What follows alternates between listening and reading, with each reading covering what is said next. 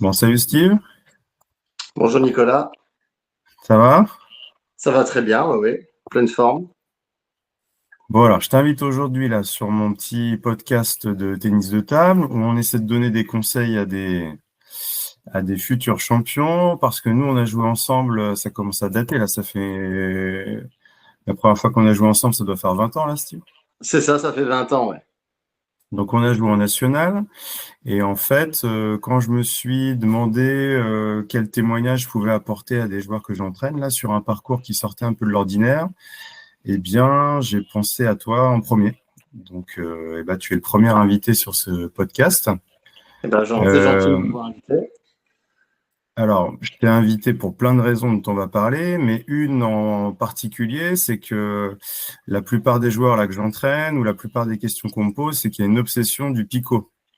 D'accord? Et, et alors, toi, tu peux peut-être nous présenter un peu ton système de jeu, Steve, mais tu fais partie des joueurs diaboliques qui nous piègent. C'est exactement ça, ouais. À l'époque, en tout cas, c'est sûr que j'avais un jeu un peu particulier parce que j'ai un jeu avec un picot long en revers et donc un backside en coup droit. Et ce qui m'a fait en fait avancer dans le tennis de table, c'est surtout que je tournais ma raquette en fait. J'avais un jeu un peu atypique et du coup, pour dérouter l'adversaire, je tournais très souvent la raquette en fait avec les variations des défaits en fait. Et donc ce qui me permettait vraiment de dérouter l'adversaire, quoi. Toi, t'es pas le défenseur loin de la table, tu es plutôt sur une zone Non, intermédiaire. T'es pas. bon, voilà, je suis plutôt sur une zone plus près de la table. Et ce qui permet de surprendre l'adversaire parce que de prendre la balle le plus tôt possible, ça permet du coup de surprendre l'adversaire. Et puis voilà quoi. Donc oui, c'est vrai que c'est un jeu qu'on voit rarement. Voilà, on a plutôt des défenseurs qui sont loin de la table. Moi, j'avais une variation où je pouvais être beaucoup près de la table et puis varier en tournant la raquette du coup. Quand tu étais là, quand on jouait ensemble, ou ton meilleur classement, ça a été quoi, Steve? Donc mon meilleur classement, c'était numéro 620. Voilà, je peux te raconter mon parcours en quelques mots. J'ai commencé à l'âge de 14-15 ans. Voilà, je suis grimpé très très vite dans les classements parce que je jouais énormément en fait. Je jouais entre 3 et 5 heures par jour. J'ai fait ça pendant 5-6 ans. Et en fait, en 5 ans, je suis monté dans les 1000 premiers français, quoi. 620 français en 5 ans. À 20 ans, j'étais numéro 620. Donc, je pense qu'aujourd'hui, tout est possible, hein. Alors, j'avais sûrement quelques qualités requises pour pouvoir monter à ce classement. Donc, pour tous ceux qui nous écoutent, faut bien leur dire que tout est possible, quoi, en fait. Alors moi, je t'ai connu déjà à un classement assez élevé, mais du coup, tes tout débuts, là, tu as commencé dans un club qui avait coach ou tu as commencé dans un petit club? Non, vraiment dans un tout petit club, là, un club du 41, du côté d'Orchez, voilà, où j'ai commencé pendant un an ou deux. Voilà, j'étais non classé. La première année, je suis passé de non classé à 55. La deuxième année, je suis passé de 55 à 40. Donc ça, c'est les anciens classements. L'année Ah, donc, tu d'après, as donc fait donc 3 ans classé après, 15 en 2 ans, quoi. Ouais, ok. voilà, et puis de 40, je suis passé à 35. Et après, de 35, je suis passé à 20. Et l'année d'après, on passait dans les 1000 premiers Français, les classements d'aujourd'hui, quoi. D'accord. Et tu as mis le picot dès la première année? Et ben en fait, ouais, j'ai quasiment commencé avec un picot, quoi. On va dire dans la première année. Alors, les premiers 6 mois, je suis resté en backside des deux côtés. Et puis un jour, j'ai découvert qu'on pouvait jouer avec un picot. Donc ça m'a intrigué un petit peu. Et je me suis dit, bah tiens, pourquoi pas? C'est quelque chose qu'on voit rarement. Et j'ai tout de suite accroché avec ce système de jeu, quoi. C'est toi qui as fait le curieux ou c'est quelqu'un qui t'a proposé la Et raquette ben, comme ça? justement, c'est quelqu'un qui m'a proposé. J'étais tranquille chez moi en train de jouer avec mon père. Et du coup, cette personne-là jouait avec un picot. Il m'a dit, bah tiens, tu veux pas essayer? Moi, j'ai dit oui, pourquoi pas. Et ça m'a tout de suite plu. J'ai vu qu'il y avait une certaine gênance au niveau des adversaires, en fait, parce que voilà, ça gênait énormément à l'époque. Et du coup, j'étais convaincu que je pouvais embêter le monde avec ce système de jeu, en fait. Ouais, c'est plus le plaisir de voir l'autre subir ta balle ou la Bah, sensation balle-raquette, ça te plaisait quand même? Ce que ça faisait ouais, là, c'est que dans la raquette, c'était cool? bah ouais, ça me plaisait parce que on pouvait varier les effets. Et comme je tournais très très souvent, bah, ça me permettait de varier vraiment même les plaisirs. Je prenais du plaisir à varier les effets, quoi. Et puis essayer de piéger l'adversaire le plus possible, quoi. Donc ouais, j'avais de bonnes sensations avec le picot, en fait. D'accord. Ouais, c'est chouette parce que nous, dans les clubs, parce que j'entraîne aussi des petits loups, et nous, on met pas trop le picot. Souvent, on essaie de faire un peu académique. Mais quand moi, j'essaie de faire jouer avec des picots, les enfants, ils adhèrent pas trop. Ça m'est Ouais, arrivé plusieurs fois que que les enfants soient plutôt doués ou sentent bien la balle avec le picot. Mais en fait, ils voulaient, pour être conformes et pour ressembler aux copains, en fait, ils voulaient garder la raquette traditionnelle. ah, d'accord. Tu vois, il Ouais, n'y a ouais. pas qu'une question de jeu, en fait, de qualité de jeu. Il y a Ouais, aussi le ouais. fait bah, moi, j'ai pas envie d'avoir la raquette qui est un peu stigmatisée, dont on se moque un peu, voilà. Ouais, ouais. Oui, parce que c'est vrai que moi, j'ai beaucoup entendu dans le passé que quand on mettait un picot, c'est parce que bah, soit on n'avait pas de revers, soit on se disait bah, on allait monter vite en classement. Alors oui, effectivement, on peut monter vite en classement, mais il y a aussi de l'entraînement derrière. Il faut jouer énormément avec le picot parce que bah, faut s'adapter à chaque balle. C'est pas tout le monde peut pas jouer avec un picot. C'est assez compliqué quand même, hein. Chaque balle qui arrive de l'autre côté, c'est différent. Donc il a fallu que je m'entraîne vraiment beaucoup, beaucoup, quoi. Parce que bah, faut lire le service, faut lire tout ce qui revient de l'autre côté, c'est assez particulier quand même. C'est vrai que ça demande beaucoup d'entraînement. Et je pense que ça demande même plus d'entraînement qu'un jeu classique. Toi, du coup, là, tu me dis ça. Alors, tu as commencé sans coach là dans ton club au départ. Donc là, Ouais. c'était un peu de jeu sauvage, beaucoup de matchs. Comment tu faisais tes premières années? Ouais, ouais, j'ai fait énormément de matchs. Je regardais là justement avant que l'interview commence. J'ai fait bah, toutes les compètes qu'il peut y avoir en fait. J'ai fait tous les tournois, j'ai fait toutes les individuelles, tous les matchs par équipe. J'ai joué énormément, on va dire les 5 premières années. J'ai fait que ça quoi. C'est ce qui m'a permis de monter en classement parce que je pense que plus on fait de matchs en fait, plus on a envie déjà et plus on s'améliore quoi. Donc oui, oui, toutes les premières années, j'ai joué énormément quoi. Bah, c'est un petit peu moins carré techniquement que l'entraînement traditionnel, mais on reçoit tellement de balles différentes en match qu'on est obligé de trouver des C'est solutions ça, et c'est l'aspect ça, tactique, il se développe beaucoup, beaucoup. c'est ça, C'est c'est vrai ça. que, bon, c'est un autre sujet, mais entre ceux qui s'entraînent aujourd'hui, là, chez les petits jeunes et nous, on est des joueurs un peu plus sauvages, mais qui avons vraiment matché énormément. Et aujourd'hui, ils sont hyper compétitifs en technique, mais c'est vrai que des fois, ils font des saisons à même pas 100 matchs ou à très, très peu de matchs, quoi. Donc, C'est ça. il manque un peu de connaissances tactiques. C'est exactement ça. Ouais, ouais, ouais. Après, pour parler des coachs, alors c'est vrai que les premières années, bon, j'ai eu des entraîneurs, mais c'était pas forcément non plus des entraîneurs avec un brevet d'État. C'était un peu sur le tard. Et puis on apprend en jouant, quoi. Et c'est vraiment quand je suis arrivé à Mer, donc dans le club où toi tu as joué aussi, où Oui. vraiment là j'ai commencé à avoir vraiment des entraînements, quoi. Des vrais Et paniers de balles, des vrais jouer sur la tactique, beaucoup de physique. Je me suis aussi beaucoup entraîné sur le physique, même si on en parle très peu. Mais il y a eu beaucoup de physique aussi, voilà, de la course à pied.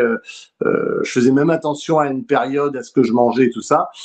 Même si j'ai pas eu un très très gros niveau, N2, N1 avec une phase en N1, je crois. Voilà, c'est vrai que le physique aussi apporte énormément, quoi. ouais, enfin, t'as essayé de faire les choses le mieux possible. Ouais. Voilà, c'est Et ça. ça, mère, c'est quand tu étais 15 ou 16 que tu es arrivé Non, au non, club? ah non, moi quand je suis arrivé au club, je passais 20. Je passais 20 quand je suis arrivé au club. Ah ouais, donc tu as fait presque numéro sans coach en fait. Voilà, c'est ça. Enfin, sans C'est ça, c'est coach, ça. on va dire, dans la vision traditionnelle qu'on a, c'est-à-dire du gars brevet dans le club que tu as tous les jours, quoi. Ok. C'est exactement ça. Exactement ça. Et du coup, je me suis performé en arrivant à Mer où j'ai joué une bonne dizaine d'années en N2 et une demi-phase ou une phase en N1. Et du coup, c'est vrai que je suis content de mon parcours quelque part parce que, comme tu dis, c'est pas atypique. Commencer à 14-15 ans, à 20 ans, être dans les 1000 premiers français, je pense que ça se fait rare. Mais j'ai pris beaucoup de plaisir à jouer, bah, d'ailleurs avec toi. Et Ouais. c'était plutôt sympa. Ouais, on a fait des belles montées en national, c'était sympa. Mais et toi, tu penses là pour aller jouer un peu plus haut, est-ce que tu avais réfléchi même avec les coachs de mer ou toi tout seul, qu'est-ce qu'il aurait manqué en fait, tu vois, pour passer sous les 500, sous les 400, qu'est-ce qui Bon, a manqué? bah, moi, je pense que ce qui a manqué, c'est, on en revient toujours même, un peu plus d'entraînement. Hein, parce qu'il y a une période où, voilà, je me suis entraîné un petit peu moins, il y a eu la vie de famille qui est arrivée, voilà, construction de la maison, les enfants. Du coup, bah, voilà, je me suis un petit peu moins entraîné et du coup, c'est là où j'ai stagné, en fait. Je pense que j'aurais pu grappiller un petit peu plus, certainement, peut-être rentrer dans, ouais, peut-être les 400. En dessous, je pense pas. Il aurait fallu que je commence beaucoup plus tôt, je pense, pour avoir les bons Ouais, gestes. il y a peut-être un petit plafond de verre quand même, mais c'est quoi ta plus grosse perf, Steve? 200, je l'ai noté tout à l'heure, je crois que c'est 257. D'accord. Ah, parce que souvent, un joueur picot, on peut faire des coups d'éclat incroyables parce qu'il y a aussi des gens qui n'arrivent pas à s'adapter et même chez les très bons, des fois, qui réagissent pas. Mais c'est déjà une belle perf, 200, c'est chouette, hein. Ouais, Ok. 257, c'était pas mal. Tu te Mais souviens qui c'est? euh, j'ai Ouais, perdu c'est le pas nom, grave, mais tiens. c'était sur Paris. Mais oui, effectivement, c'est vrai que même à ce niveau-là, il y a des joueurs sur Pico qui sont pas très très à l'aise, très très à l'aise, alors qu'il y a des joueurs qui vont être beaucoup moins forts, qui vont être plus à l'aise. C'est encore une Ouais, fois ça. j'allais te demander, est-ce qu'à l'inverse, tu avais des bêtes noires ou est-ce qu'à l'inverse, tu as fait des contres où tu t'es dit, c'est pas possible, le gars, il lit super bien sur Pico alors qu'il est moins bien classé? Ouais, ça m'est arrivé. Alors, les noms des joueurs, je pourrais pas te leur dire, mais oui, il m'est arrivé de jouer des joueurs qui étaient moins forts que moi, où je comprenais pas, bah, parce que tout simplement, ils avaient certainement l'habitude de jouer sur Pico et qu'ils étaient hyper à l'aise, quoi, que ça les gênait pas du tout. Donc, encore une fois, je pense qu'il y a un système de jeu où des gens sont vraiment beaucoup moins gênés que sur certains, quoi. Ouais. Toi, tu avais quand même un avantage sur ces joueurs-là, je pense, c'est que tu prenais le top spin en revers. C'est ça, Et, c'est et qu'il y a ça. quand même beaucoup de joueurs picots. Ceux qui ont du mal quand on trouve un peu la faille, c'est qu'ils font que ça et qu'ils s'en sortent pas ou ils sont obligés de prendre des pivots difficiles. Et toi, Ouais. l'avantage, c'est que tu étais face à la table, là, que tu pouvais nous mettre un petit coup d'éclat en revers et que c'est des points gagnés gratos, quoi. Ouais, c'est ça. C'est exactement ça. Et je pense que c'est ça qui a fait la différence par rapport à mon classement, là où j'ai pu monter, c'est que, encore une fois, comme je tournais ma raquette, du coup, ça me permettait de gagner des points, entre parenthèses, faciles, quoi. Donc, chose que aujourd'hui, si quelqu'un ne tourne pas, qui a le même système de jeu, je pense pas qu'il puisse aller très très haut, quoi. Ok. Bon, super. Alors j'ai une question, c'est un peu parce que nous on se connaît bien comme partenaire d'équipe, mais tu vois, tes débuts, je les connaissais pas. Et alors il y avait une espèce de légende, c'est que bah, tu nous as dit un peu tout à l'heure, c'est que tu jouais chez toi au début. Ouais. Bah, alors moi, on m'a même dit que tu t'entraînais tout seul dans ta chambre, entre guillemets, c'est-à-dire, est-ce Oui, que tu peux m'en dire plus? et ben oui, effectivement, je jouais tout seul dans ma chambre quand j'avais mon père ne pouvait pas jouer avec moi. Bah, du coup, je mettais la table surélevé là, tu sais, comme on peut faire Ouais, ouais, un plateau relevé, ouais, ouais. en plateau relevé. Et puis bah voilà, je jouais contre le plateau quoi. Ça m'est arrivé plusieurs fois et j'avais aussi mon frère qui me relançait de temps en temps. Et en fait, ce qui m'a permis de jouer à la table, en fait, c'est que j'avais pas beaucoup de recul chez moi. Et comme j'avais pas D'accord. beaucoup de recul chez moi, j'étais obligé de rester à la table. Donc du Donc coup, même quand tu jouais avec ta famille, c'était dans une pièce qui avait pas de recul. exactement, c'était dans une chambre. En fait, on avait une chambre en plus. Et du coup, on avait une table à l'intérieur de cette chambre. Et du coup, j'étais obligé de jouer à la table parce qu'il n'y avait pas de recul du tout, quoi. D'accord. T'avais pas de robot, c'était vraiment du jeu. Alors, c'était vraiment du jeu. Et aussi, il y a une période où j'ai eu un robot que j'avais emprunté sur mon premier club d'Orchez, où je faisais pas mal de robots aussi. J'ai quelques souvenirs, tu vois, tu m'en parles. J'avais pas oublié, mais le fait que tu m'en parles, et ben, je me rappelle que oui, effectivement, j'avais un petit peu de robots aussi. Donc Donc, tu faisais des routines, coup de picot sur balle liftée, ouais, démarrage c'est sur ça. balle coupée, ouais, Exactement. Ce genre de choses, ouais. Ouais, ouais, ouais. Ouais. d'accord. Et tu étais plutôt bon serveur aussi. Et ça, c'est Ouais, pareil. Enfin, moi, je connais un ou deux défenseurs dans le Loiret, pareil, qui étaient des bons serveurs, donc qui gagnaient des points rapidement. Ça facile. fait mal au cerveau. C'est ça. T'as beaucoup bossé ou c'est un peu dans les matchs? Non, non, j'avais ouais, ouais, beaucoup travaillé aussi au panier de base sur le service. J'avais un service à l'époque où on pouvait cacher les services encore. C'était un service court, rentrant, lifté, que j'ai gagné énormément de points là-dessus, je m'en rappelle encore. Et, euh, et du coup, ouais, j'avais fait beaucoup de paniers de balles aussi là-dessus, quoi. Et je pense qu'aujourd'hui, pour tous les gens qui nous écoutent et les plus jeunes, le service est vraiment primordial dans le tennis de table, quoi. Et ça, je pense qu'il faut qu'ils l'entendent parce que ça part du service, quoi. Même si c'est toujours un petit peu embêtant de servir parce que bah, y a pas de jeu finalement. Mais voilà, je pense vraiment que le secret, c'est le service, quoi. Et on voit bien aujourd'hui Félix Lebrun, qui est un des meilleurs serveurs au monde. Voilà, je pense que ça vient aussi vraiment du service. Je sais pas ce que tu en penses, toi. Si, alors les Lebrun, c'est formidable parce que ça remet, bah, on se régale, mais ça remet les services un peu au cœur des sujets. Le problème, c'est qu'ils en font des centaines. Et je pense que nous, on a plutôt connu un ping-pong, on a un fonds de commerce sur un service qui est vraiment infernal. Et C'est ça. puis après, on a une variation, on a une espèce de plan de secours quand ça fonctionne un peu moins bien.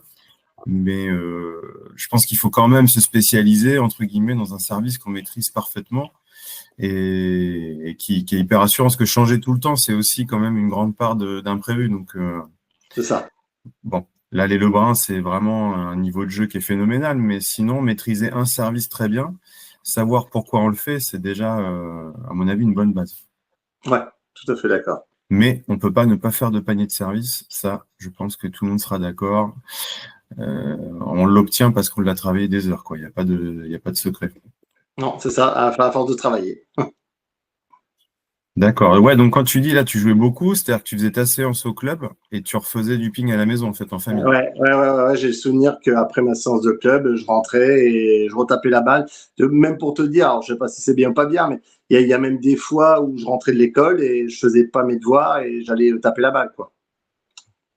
On te jugera pas, Steve. On te Il y jugera a pas pas. de structure. Mais tu vois, il n'y a pas beaucoup de podcasts ou de blogs de ping-pong. Alors j'écoute un peu le tennis et il y a un truc qui revient chez les meilleurs jeunes là, c'est qu'ils passent leur journée au club en fait. Ouais, Tu vois, ils ont un entraînement où il y a le coach, ouais, mais après ils restent le mercredi et en fait ils jouent 6 heures ou ils jouent 8 heures.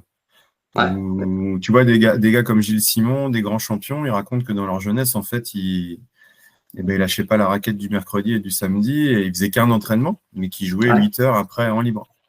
ouais. Donc il y a quand même le plaisir et le temps de jeu qui est important, ça c'est sûr. Ouais, bah, des vrais passionnés, quoi. Donc ouais, quand il y a des petits, bah là, moi en l'occurrence c'est des adultes et je vois bien, il y en a qui aimeraient jouer plus. Et soit les clubs sont fermés, soit les clubs sont pas, voilà, n'ont pas de capacité à leur ouvrir la salle. Donc il faut qu'ils trouvent des solutions un peu différentes. Et bah, jouer à la maison, ça peut faire partie aussi d'une façon de s'entraîner, quoi. Ouais, tout à fait, tout à fait, tout à fait. Et alors, parce que ça c'est aussi le truc, en matos. Est-ce qu'il y a deux, trois picots qui vraiment, toi, tu as trouvé formidable sur les sensations, peut-être même des interdits aujourd'hui, puisque je sais pas si tu as connu l'époque Bah du oui. curl, toi, mais Ouais, c'est ça, c'était à l'époque du curl. Alors du coup, il y a eu plusieurs curls. Voilà, ils ont été arrêtés. Puis ils en ont refait d'autres. Après, je suis parti sur. Alors à l'époque, il y avait le Youn. Je sais pas si tu te rappelles. Il y ça, c'est avait pas le. un nom qui me parle, non, mais Ouais, il y avait le Youn. Pareil, il a été interdit après. Et puis aujourd'hui, il y a le Grasse des Villes. Donc avec celui où je joue aujourd'hui, c'est le Grasse des Villes et qui me paraît correct, avec un contrôle correct, mais qui gêne beaucoup moins qu'à l'époque. Ça, c'est sûr et certain. La balle est moins flottante, elle gêne beaucoup moins. toi, tu le joues sans mousse? Ouais, sans mousse. Ouais, ouais, ouais. Ouais. Toi, Non. c'est quelque chose que tu recommandes quand tu es à la table, non? Bah, moi, je trouve que sans mousse à la table, c'est ce que je recommande. Ouais. Si on est à mi-distance, pourquoi pas avec une petite mousse du 1 ou du 1,5. Mais quand on est à la table, oui, je pense que c'est ce qui est préférable parce que moi, j'avais essayé avec mousse et à la table, c'est compliqué. C'est que ça amortit pas, ça repart trop vite? Voilà, ça repart trop vite. Et moi, je faisais beaucoup de blocs coupés. Donc, avec la Ouais. mousse, ça me paraît pas jouable du tout, quoi. Ok. Donc toi, tu as le Grasse d'Ivol. Et il y a le Grasse Détec, non? Tu as essayé? Et du coup, oui, bah, je me trompe. Du coup, je suis avec le Grasse des Tech. C'est ça. D'accord. Ouais, chez Tibar, celui-là, il a l'air d'avoir un succès assez. Oui, Il a oui, l'air oui, de il est bien très, très bien. fonctionner. Ouais. Très, très bien. Ok, bon. Après, moi, je suis pas un expert du Pico, mais je sais que je le vois pas mal celui-là chez les joueurs. Ok. Eh ben, écoute, ouais, tu vois, je savais même pas que tu étais monté aussi vite, en fait, au ping. Je pensais pas que Ouais, tu ouais. avais fait vraiment en 4 ans comme ça. En 4-5 ans, ouais, je suis monté ouais, dans les 1000 premiers Français quasiment. Ouais. Et du coup, tu disais ton frère et ton père, et eux, ils avaient quoi comme classement? Alors, mon père, il était de mémoire 45. Donc Ouais, d'accord. aujourd'hui, ça ferait, 14, je sais ouais. pas, ouais, c'est ça. Ouais, Mon frère, il était monté 60. Et mon ouais, autre donc frère, parce 11. que les deux ont joué, et le plus petit, il était monté de mémoire 55. Minime 2, 55, je crois. Ah ouais, donc oui, ça, je me souviens du plus petit. Ouais. Ah bah, c'était pas mal, ça, à Ouais. 12 ans minimum. Ok. Ouais. Ok. Et donc là, ouais, tu nous disais, tu tiens la rampe, tu joues encore? Eh ben oui, en fait, j'ai repris cette année parce que j'ai arrêté pendant 2 ans à cause du dos, douleur au dos, donc j'ai préféré stopper. Et j'ai repris de cette année là en pré-national sur le club de Villeneuve-Suèvre dans D'accord. le Et alors, 41. le plaisir est là?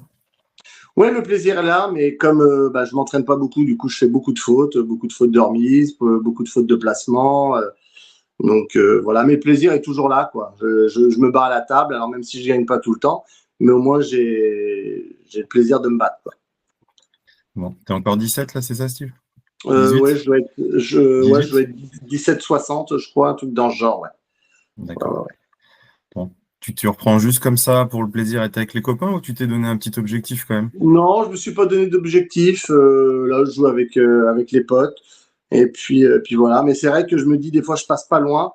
Alors, est-ce que des fois, ça me tente de me dire, allez, entraîne-toi 2 fois dans la semaine, 1 heure et demie, pour prendre un petit peu du niveau. Mais bon, voilà, c'est toujours, voilà, on est avec les enfants, donc on a moins de temps, quoi. Ok. Eh ben écoute, je sais pas si toi tu as un petit quelque chose à rajouter. Bon, non, tu m'as posé toutes les questions, voilà, que je m'attendais. Donc, non, non, j'ai pas de rien de Bah, spécial. ouais, moi ce que je retiens, c'est là en particulier pour les gens qui vont écouter, c'est voilà, on peut commencer un peu hors clou, on va dire, parce qu'aujourd'hui on te fait toujours le parcours un peu. Bah ouais, je commence à 8 ans, je joue tout de suite beaucoup en volume, j'ai l'entraîneur qui m'accompagne. Et bah ouais, tu vois, là, t'es monté de numéro en commençant adolescent et en jouant un peu tout seul avec ta famille. Donc ça, c'est super intéressant. Et puis, il y a le système de jeu. C'est-à-dire que, voilà, on peut monter de numéro même avec un système qui sort un petit peu de l'ordinaire. Ouais. Donc, ça me paraît deux témoignages intéressants pour les joueurs. Ouais, ouais. Bah, si je peux rajouter quelque chose, à l'époque, ils faisaient une finale par classement qui s'appelait le Trophée Seat, je crois. Ouais, exactement. Ouais. Et voilà, auquel j'ai participé. Et du coup, j'ai fini vice-champion de France en non classé 55, il me semble. Donc, et l'année d'après, je montais 40 en fait. Ça, c'était ta deuxième année, du coup. Au Première deuxième année? ou troisième année, ouais. Ouais, Ouais, ouais, ouais. deuxième. Est-ce qu'il y avait encore la voiture en jeu? Oui, mais je crois que c'était un tirage au sort à l'époque de mémoire, Ah oui, le, la, d'accord. la- la- la Bon. voiture. Mais Alors, pas de bon, regret d'avoir fait deuxième, alors. non, pas de regret du tout. Donc voilà. Ok. Ouais, c'est juste un truc, parce que tu vois, il faut qu'on arrive à se mettre dans la tête de quelqu'un qui joue avec un picot. C'est quoi ton plaisir, en fait? Toi, quand tu as. C'est quoi le piège que tu tends, en fait, quand tu joues un attaquant? Je sais Bah, pas si tu en vois où fait, je veux venir. ouais, en fait, moi là où je piège, en fait, c'est que mon but, c'est de faire démarrer l'adversaire, en fait, avec une balle pas si facile que ça. Moi, j'attends un top rotation, en fait, et que je puisse faire un bloc bien coupé pour que lui puisse, en fait, pousser la balle. Et moi, en fait, j'avais une qualité de balle en top rotation, que ça D'accord. soit en coup droit et que je puisse démarrer vraiment rotation et bien placé, quoi. Top en cloche, en fait. Chose qu'on voit très, très peu. Mais même aujourd'hui, je vois au niveau que j'ai, j'arrive encore à faire un peu des top rotations et ça marche encore. Donc, je pense que c'est vrai, c'est un coup qu'on voit rarement. On voit beaucoup de top frappés, top vitesse, mais très peu de top rotation, quoi. Et qui fonctionne très, très bien, quoi. La grosse balle, elle a un tout petit peu atténué la quantité d'effets, mais c'est sûr que ça peut encore peut fonctionner, quoi. Mais, ok. Donc ouais, en Mais voilà. plusieurs coups, c'est vraiment une construction tactique. Ouais, Il y a ouais, déjà il y a déjà deux réponses, quoi, on va dire. c'est ça, ouais. J'avais vraiment une construction de points derrière ça. Après, j'avais un coup, c'était vraiment le bloc où je tournais ma raquette, je faisais pivoter l'adversaire, en fait, et moi, je bloquais souvent en ligne, quoi. D'accord. Au lieu de mettre le coup de picot, sur celui-là, tu C'est prenais ça. le backside et. C'est ça. Donc c'était les 2 coups que je faisais le plus souvent, quoi. Voilà. Mais quand ça se produisait, pour toi, c'était du bonheur. Tu savais que c'était quelque chose que tu avais provoqué chez l'autre, quoi, en tout cas. Bah, c'est ça, en fait, ouais, c'était tactique, quoi. Donc je mettais en place tout pour que je puisse faire ce coup, quoi, en fait. Ok. Eh ben, je pense que pour ceux qui sont victimes d'habitude, ça va leur donner des pistes pour peut-être trouver des solutions. C'est ça. Ça, c'est ça. Ben, écoute, un grand merci, Steve. Bah, merci à toi, Nico. Amuse-toi bien à la table. Eh ben, merci. De Et même. puis, c'est peut-être probable qu'on s'affronte un jour. Ça serait incroyable, ça. C'est possible, ça dépend dans Parce quel. que bah, Donc, cette phase-là, on ne jouera pas, mais dans un avenir proche, pourquoi pas. c'est possible. Bon, bah écoute, je te dis à bientôt, Steve. Eh ben, merci, Nico. Au plaisir. Et merci pour le témoignage. Salut. Ça marche. Merci. Salut. Merci d'avoir écouté cet épisode. Si tu as apprécié, n'hésite pas à le partager autour de toi. Et surtout, laisse un commentaire ou une note sur ta plateforme d'écoute préférée.